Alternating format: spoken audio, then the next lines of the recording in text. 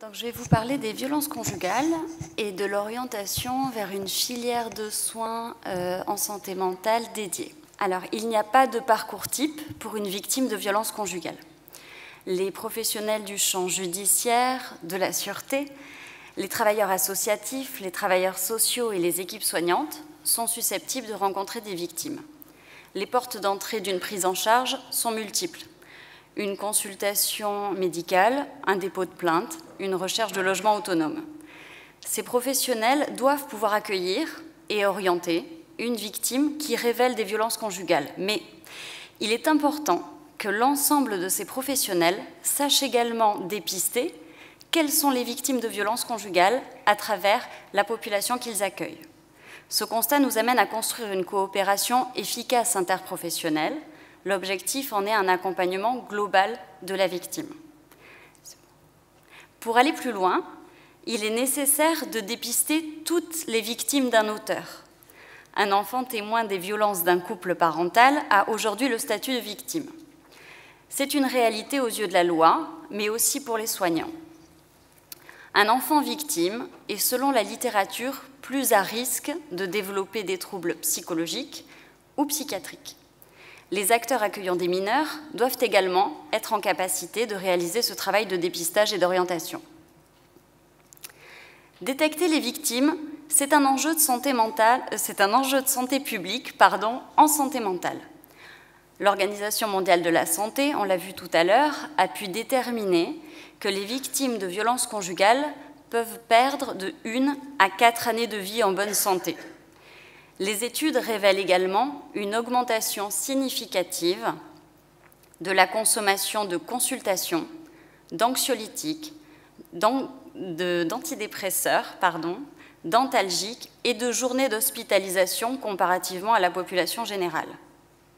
Le champ de la santé mentale est particulièrement concerné par cette question, puisqu'il a été montré un risque bidirectionnel. En effet, une personne souffrant de troubles psychiatriques a un risque plus important de subir des violences conjugales au cours de sa vie.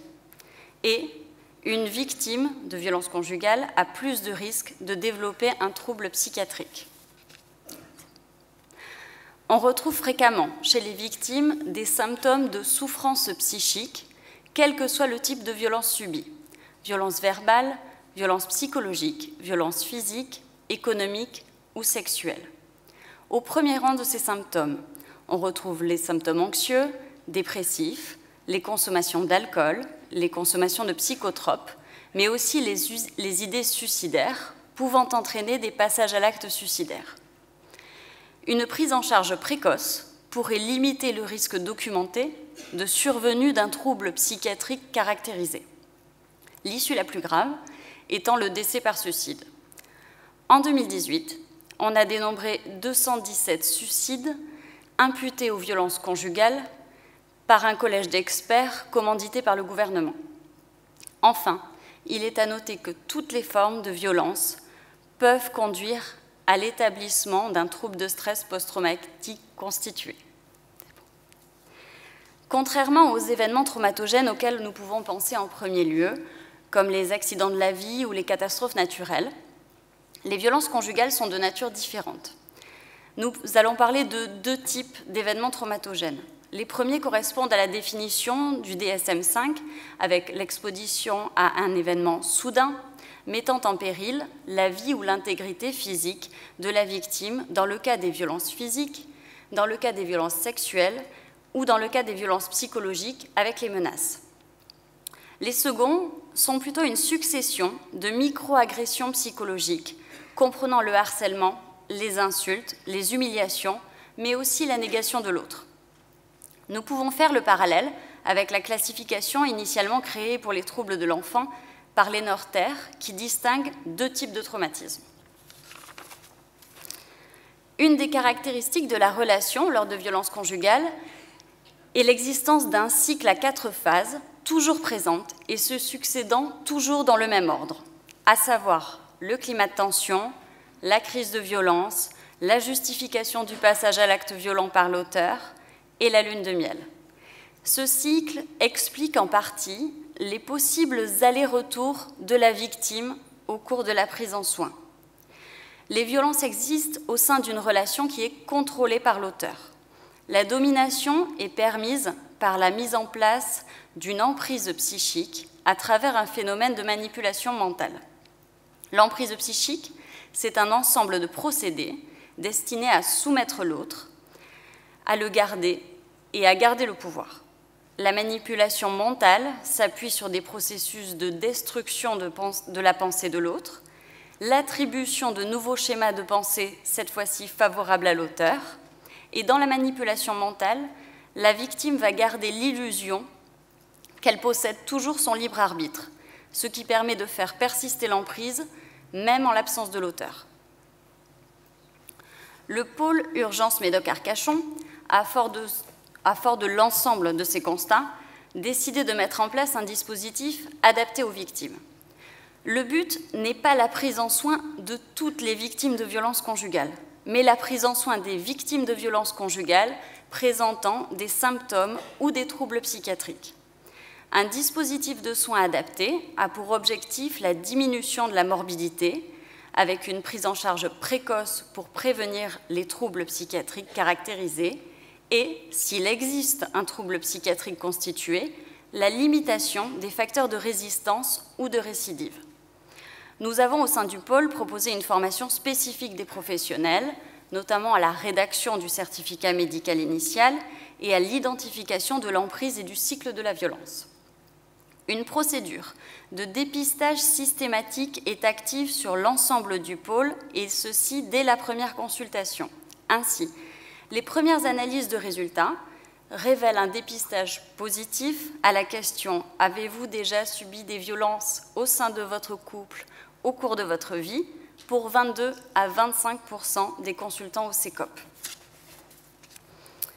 Au sein de chaque CMP du pôle, les personnes présentant des symptômes de souffrance psychique en lien avec des violences conjugales actuelles ou passées sont orientées vers des professionnels infirmiers, psychologues et assistants sociaux qui sont formés. La consultation violence-traumatisme a été créée au printemps 2019. Nous prenons le pari ici de proposer une prise en charge précoce afin de limiter l'établissement d'un trouble. Cette consultation propose un temps dédié de psychiatre permettant de réaliser des staffs mensuels, pluriprofessionnels, où les situations des patients les plus complexes sont évoquées. Ce temps d'échange permet des regards croisés sur une même situation. Le but est de déterminer s'il existe des éléments d'urgence, mais également de proposer aux patients la meilleure offre de soins et le meilleur étayage possible. Cette offre de soins ne saurait se substituer au suivi médical en place sur le CMP. C'est un outil complémentaire à la disposition des psychiatres traitants. Nous travaillons actuellement avec l'ensemble des professionnels soignants et leurs encadrements à la mise en place de groupes de parole de patients victimes. La consultation violence-traumatisme a également pour mission le travail en réseau avec les autres partenaires et acteurs de terrain qui accueillent nos patients sur les territoires. Pour finir, dans le cadre du Grenelle des violences conjugales, l'équipe du Centre régional de psychotraumatologie Sud-Nouvelle-Aquitaine a travaillé à la mise en place d'un projet d'envergure départementale, le projet REVI, pour Réseau d'entraide violences intrafamiliales territoriales. Ce projet a pour objectif la sensibilisation aux violences conjugales et à leurs conséquences sur la santé mentale des victimes pour tous les acteurs susceptibles de rencontrer des victimes, mais aussi la création d'annuaires de pertinence locale et la prise en charge précoce de ces victimes. Le déploiement sera fait dans les zones rurales par envoi postal d'un kit de sensibilisation et d'outils d'aide au dépistage qui seront spécifiques à chaque corps professionnel. Chaque destinataire du kit recevra également une invitation à une réunion d'échange et de synthèse pluriprofessionnelle pour évoquer les cas concrets et améliorer la fluidité du parcours entre les acteurs. Je vous remercie. Bonjour, je suis donc le docteur Karine Dabadi, responsable de l'UMJ COVA au CHU Pellegrin, et je vais donc vous parler en fait de l'organisation en fait de la structure et de la prise en charge en particulier des violences conjugales au sein de notre structure. Donc l'unité médico-judiciaire COVA, pour Centre d'accueil en urgence des victimes d'agression, c'est surtout une équipe pluridisciplinaire. C'est en quelque sorte ce qui fait notre force, qui associe donc médecins légistes, infirmières, psychologues, assistantes sociales. On a en plus des permanences in situ des associations d'aide aux victimes, à savoir Victed et le Prado. L'idée est en fait une prise en charge initiale en une même unité de lieu et de temps au sein du CHU de Bordeaux de toutes ces victimes qui nous sont orientées. Alors, pourquoi on s'appelle unité médico-judiciaire COVA? Puisque le COVA existait avant même l'unité médico-judiciaire. La création du COVA date du 30 novembre 1999 avec la signature d'une convention entre le ministère de la Justice, Santé, le ministère de l'Intérieur et de la Défense. Entre-temps est arrivée la réforme de la médecine légale avec la circulaire du 28 décembre 2010 applicable le 15 janvier 2011 et du 25 avril 2012 définissant un niveau 2 organisationnel pour l'activité d'unité médico-judiciaire, donc médecine légale du vivant. Le but de cette réforme était créer en quelque sorte des pôles de référence pour la prise en charge de toutes sortes de victimes, puisque là on parle des violences conjugales, mais au sein de la structure, au sein de l'unité, sont pris en charge tout type de victimes, aussi bien des adultes que des enfants, et tout type de violence.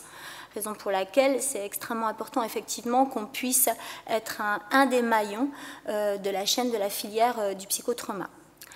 L'unité médico-judiciaire COVA regroupe ainsi deux types d'activités. Une activité sur réquisition, c'est 90% de notre activité, et des procédures spécifiques liées en fait à la constitution du COVA. Le fonctionnement, donc l'examen des victimes dans les locaux du COVA ou sur l'enceinte du CHU, donc il nous arrive de se déplacer très régulièrement dans les étages ou même dans les autres structures du CHU. Et ce sont des consultations sur rendez-vous et ou en urgence pour tout type de victimes. Les médecins sont d'astreinte la nuit, les week-ends et jours fériés pour les violences sexuelles, les violences intrafamiliales, les violences aggravées et les levées de corps. Ce sont les mêmes médecins légistes en fait qui travaillent aussi bien dans la médecine légale du vivant qu'au niveau de la thanatologie. On a des assistantes sociales et des psychologues d'astreinte les week-ends et les jours fériés. On a des infirmières d'astreinte tous les jours jusqu'à minuit et les week-ends et jours fériés. Il faut dire qu'on a parlé tout à l'heure de la mise en place dans les unités médico-judiciaires de personnel, notamment de psychologues. Je tiens à dire qu'on est particulièrement bien doté à Bordeaux, puisqu'effectivement on bénéficie de 3,5 ETP psychologues, ce qui vient du fait qu'on a des procédures aussi qui sont liées à notre fonctionnement COVA et qui sont donc financées hors ministère de la Justice. Donc la prise en charge des violences conjugales, elle représente environ 20% de l'ensemble de nos consultations, soit environ 1000 consultations par an, puisqu'on a environ au niveau du COVA 5000 consultations par an avec une activité sans cesse croissante. Dans plus de 95% des cas, il s'agit d'examens médico-légaux et psychologiques sur réquisition. Donc il faut bien savoir que dans le cadre de nos réquisitions, il est bien mentionné de faire bénéficier aussi à la victime d'un avis psychologique. C'est extrêmement important, ce qui explique aussi pourquoi pour nous la présence des psychologues est importante dans la prise en charge de l'unité. Maintenant, reste à définir leur rôle, puisqu'elles vont faire des évaluations et on aimerait effectivement qu'elles puissent aussi participer à des activités de soins, notamment dans le cadre de la prise en charge du psychotrauma, une activité auquel nous réfléchissons effectivement à développer. Comment est-ce qu'on les prend en charge? Alors il faut savoir que le but, ce n'est pas de faire répéter à la victime 10 000 fois ce qui lui est arrivé. Donc il y a du lien en permanence entre les différents professionnels. Donc, je répète, c'est vraiment un travail d'équipe. Chacun ne travaille pas dans son coin. En permanence, il y a des transmissions entre les différents professionnels au sein de la structure. Généralement, elles sont accueillies donc, par une AMA, puis il y a un premier entretien IDE. Au terme de l'entretien IDE, il y a un premier entretien entre justement l'infirmière et le médecin pour qu'effectivement les premiers éléments soient transmis. Ensuite, il y aura un examen médico-légal. Donc, un examen médico-légal, c'est quoi? C'est d'abord un interrogatoire. On va rechercher notamment dans le cas de violence conjugale tout ce qui est violence physique, mais aussi psychologique, mais aussi sexuelle, mais aussi tout ce qui est violence administrative, violence financière. Tous ces éléments seront mentionnés dans notre rapport.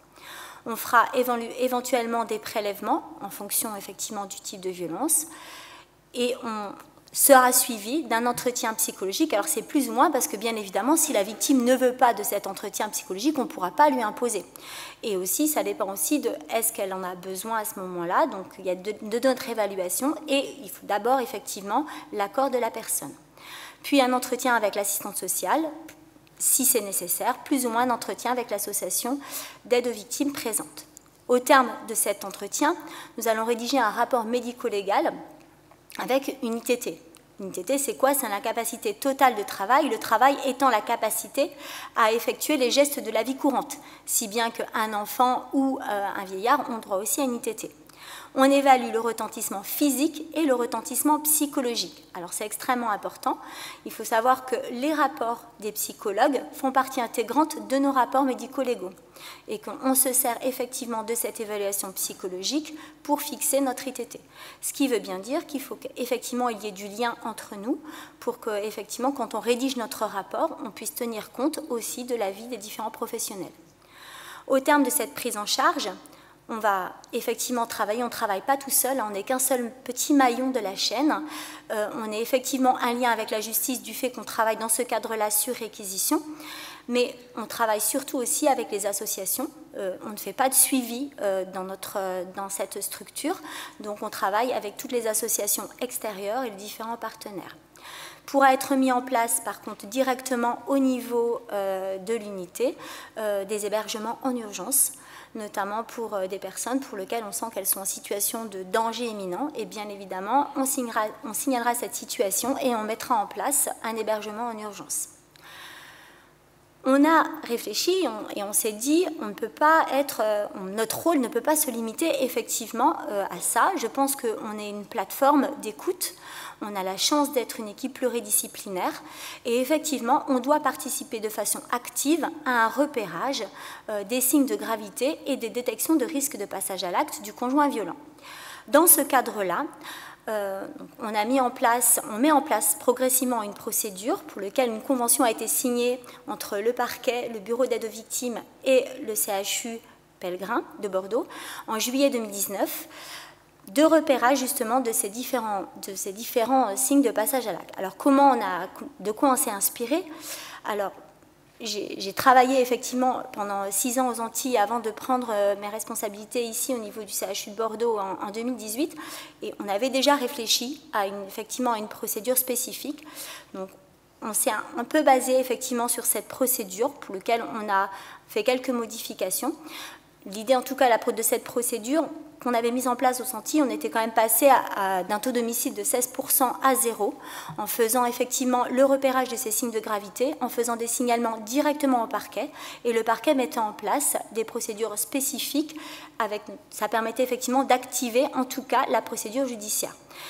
Il n'est pas possible effectivement qu'une femme victime de violences conjugales nous dise bah voilà, j'ai déposé plainte ici en mars et puis maintenant tout va se passer dans un an à telle date. Voilà, il faut vraiment que la procédure aille aussi beaucoup plus rapidement pour ces femmes.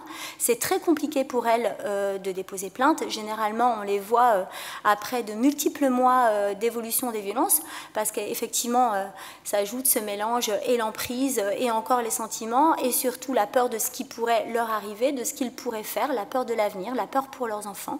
Donc il faut effectivement que le jour où elles décident de déposer plainte, il faut qu'on les aide, pour que ça aille plus vite.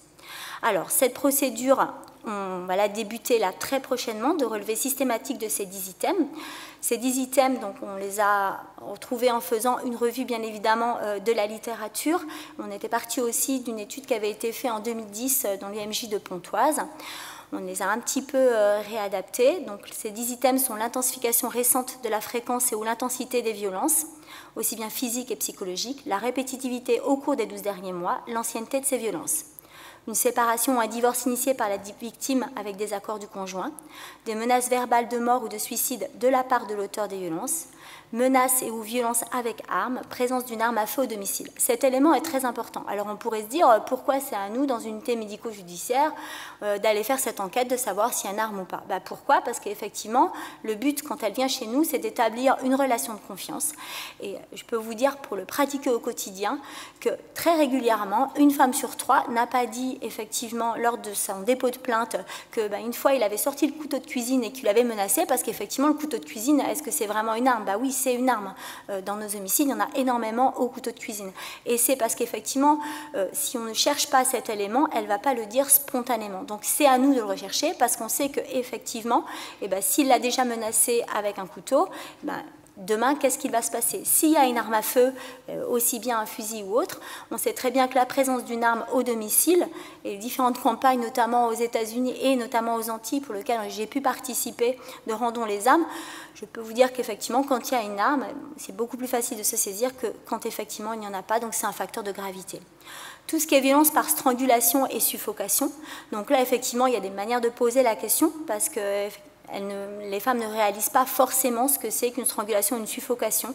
Et ce facteur, en tout cas, est régulièrement relevé. Les violences de nature sexuelle, alors expliquer à une femme que c'est pas parce qu'on est marié qu'on est obligé d'avoir un rapport sexuel, que si on ne le désire pas effectivement, ça s'appelle de la violence sexuelle, effectivement il faut prendre le temps de le faire. Cet élément, je pense que c'est l'équipe pluridisciplinaire est justement d'autant plus importante, car elle ne va pas forcément se confier, en tout cas c'est très difficile de le confier à l'enquêteur et pas forcément au médecin, ou peut-être en fait à la personne avec laquelle elle va avoir confiance. Donc effectivement, c'est un élément qui est important de relever et de le faire en équipe. Les violences envers une personne présentant un terrain fragilisé ou vulnérable, donc on a entendu parler effectivement des violences aussi bien pendant la grossesse qu'en postpartum, donc effectivement c'est un facteur de gravité sur les mineurs, les personnes handicapées, les personnes sous tutelle ou curatelle. Les victimes rapportant être retenues contre leur gré, donc tout ce qui est y compris séquestration, donc être retenues contre son gré, c'est encore comme une dame m'a dit hier qu'effectivement, quand il sort la journée, il l'enferme dans l'appartement et sans téléphone, sans rien, et elle est obligée d'attendre qu'il revienne. Ou alors le fait qu'effectivement, ils vont faire les courses et puis elle attend dans la voiture que monsieur ait fait les courses et puis ils reviennent. Les situations d'isolement social et ou familial, tout ce qu'on peut voir effectivement dans l'emprise avec la rupture totale de ses contacts. L'attitude rapportée de l'auteur des violences, à savoir la consommation d'alcool, de drogues illicites, les antécédents psychiatriques avérés, les éléments évocateurs de jalousie morbide. Pourquoi c'est important? Parce qu'on sait aussi que la prise de toxiques, la prise d'alcool, les antécédents psychiatriques favorisent les accès de violence. Et ce qui nous intéresse là, c'est de voir effectivement dans quel climat évoluent ces violences. Donc effectivement, ces éléments sont particulièrement importants. Le dernier élément, c'est la violence en présence d'enfants et ou sur les enfants, donc l'enfant témoin et ou l'enfant victime lui-même de violence. Donc c'est particulièrement important parce que on va pouvoir effectivement nous se saisir aussi de ces éléments, de cet élément-là. On va pouvoir aussi voir dans quel contexte ça évolue et on va pouvoir aussi effectivement suggérer nous dans nos rapports qu'un examen médico-légal soit fait sur ces enfants. Donc on participe aussi au repérage des violences au sein de la famille. Notre prise en charge ne s'arrête pas à la prise en charge de la personne en elle-même. En fonction de la gravité de la situation, on va rédiger une fiche d'information de péril imminent au parquet, avec effectivement pour le parquet la mise en place de différentes mesures, notamment de comparution immédiate, la placement en garde à vue de l'auteur, des déferrements beaucoup plus rapides, aller chercher une arme au domicile, voilà.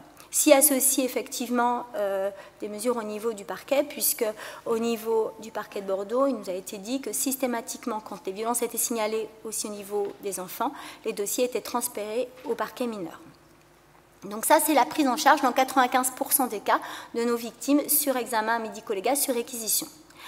La deuxième façon en fait de prendre en charge ces femmes victimes de violences conjugales, c'est un accueil hors réquisition. Et ça correspond vraiment au fonctionnement de la structure COVA en elle-même. Ce sont des arrivées spontanées ou des orientations par des professionnels extérieurs. Donc, orientation par des professionnels extérieurs, le petit message que je passerai, c'est effectivement, on a régulièrement des coups de fil de différents médecins, ou aussi bien de l'hôpital que de l'extérieur, ou de sages-femmes et autres. Et ça, c'est très bien. Et l'idée, c'est de pouvoir accueillir ces personnes de façon optimale. Ce qui veut dire, c'est pas leur dire allez au COVA et ils vont s'occuper de tout. L'idée, c'est de leur dire on va prendre contact avec le COVA et si effectivement, en fonction du cas, vous voulez déposer plainte ou vous ne voulez pas déposer plainte, des mesures pourront être prises, mais on pourra s'adapter et donner un rendez-vous. Alors, ça, c'est dans le meilleur des cas quand on a un appel avec des professionnels. On a donc 2 types, effectivement, d'arrivée. L'arrivée spontanée, pour lequel on va mettre... Ok, je termine de toute façon. Une procédure qu'on appelle COVA 1, c'est-à-dire que si une personne souhaite déposer plainte et qu'on considère quand elle arrive qu'il y a des signes de gravité suffisamment importants, on va pouvoir déclencher, on appelle le commissariat de Bordeaux, on va demander une réquisition, la personne signe un papier, elle s'engage à aller déposer plainte tel jour à telle heure, et nous, on va faire l'examen médico-légal, donc sur réquisition, qui nous est envoyé avant même le dépôt de plainte. Le deuxième partie, c'est le dossier conservatoire, c'est si la personne ne souhaite pas déposer plainte. Pour l'instant, elle a peur, elle veut attendre. L'idée, c'est qu'elle rencontre une équipe pluridisciplinaire. L'idée, c'est de la conduire un jour vers le dépôt de plainte. Ce qui est bien qu'on va faire donc l'examen médico-légal, on fera tous les prélèvements nécessaires. La personne va signer un consentement pour qu'on fasse ces prélèvements. Elle va signer un consentement pour qu'on garde ce dossier pendant 3 ans. Ça veut dire que si dans les 3 ans, la personne va déposer plainte, elle pourra signaler qu'elle est venue chez nous et on transmettra ce dossier directement aux autorités judiciaires après avoir reçu une réquisition pour le faire. Les limites de cette prise en charge, c'est qu'il n'y a pas de protection immédiate pour la personne. Et il faut bien comprendre que la personne, tout ce qu'elle nous dit, elle reste entre elle et nous, et on ne peut pas s'en saisir. Sauf pour les enfants, effectivement. C'est-à-dire que si, au terme du discours, on se rend compte que des enfants sont en danger, bien évidemment, on s'en saisit, on a les moyens de le faire. Les autres actions, donc orientation vers les juristes, les associations, les psychologues. Donc, en conclusion, importance d'évaluer la personne victime de violence au sein de sa structure familiale et de l'impact sur les enfants pouvant être eux-mêmes victimes de violences directes ou indirectes, témoins avec possibilité de signalement.